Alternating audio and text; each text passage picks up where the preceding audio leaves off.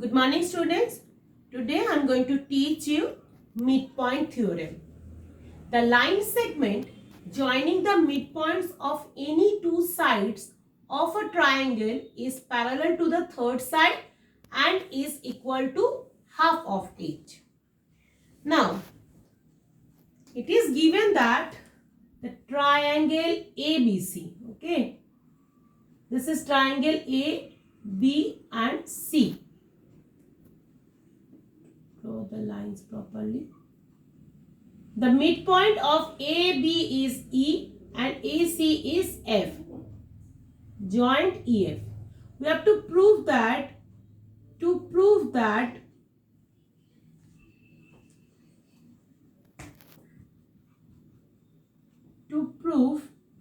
EF is parallel to BC and EF is equal to half of BC. Now, you have to construct from C or through C, you can draw a line which is parallel to BA and EF is meet on the line C at point D. Okay. Now, proof. Take AEF and CDF, triangle AEF and triangle CDF. AF equals to CF because F is the midpoint of AC. AF equals to FC because F is the midpoint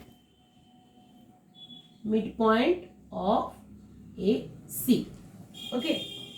And AFE equals to angle CFD. This angle equals to this angle because they are vertically opposite angle. Angle AFE equals to angle CFD because they are vertically opposite angle. Okay, vertically opposite angle. Now next, EAF, this triangle equals to this angle FCD or DCF. Angle angle EAF equals to angle DCF. Why? Because they are alternate angle. Why? BA and CD is the parallel and AC is the transversal. Okay, you have to write this point also over here. Okay.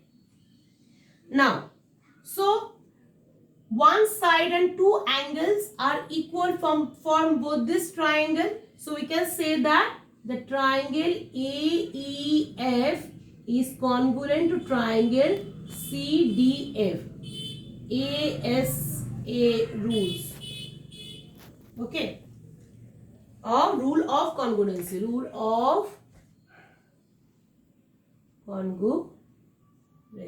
Okay. Now, both these triangle are congruent. So we can say that EF equals to FD. EF equals to FD. Okay.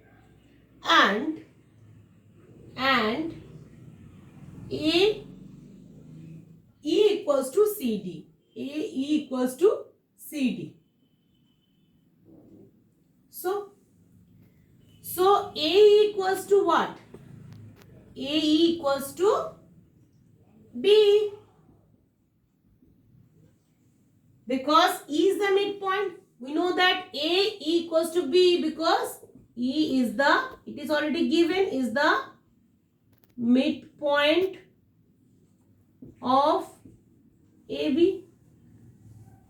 So, we can say that B equals to CD. So, BE equals to CD because AE equals to what? EF equals to FD. and A equals to CD and A equals to B. So we can say that B equals to CD, right? So we can say that B equals to CD. Now, first we need to rub the first part to complete the theorem.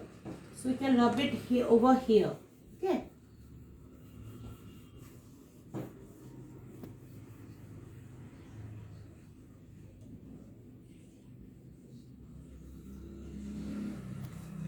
Say, now take E, B, C, D. This is a parallelogram.